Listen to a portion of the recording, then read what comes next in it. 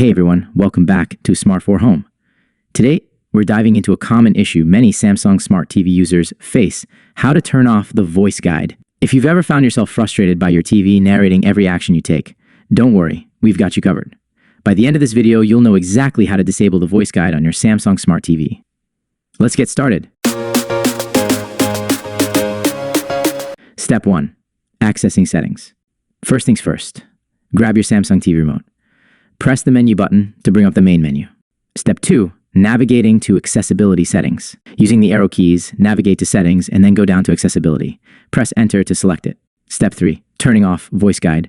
In the accessibility menu, scroll down until you find voice guide settings. Select it and then choose voice guide to turn it off. Step 4. Confirming the action. Your TV will prompt you to confirm the action.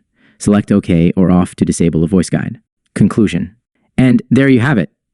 You've successfully turned off the voice guide on your Samsung Smart TV.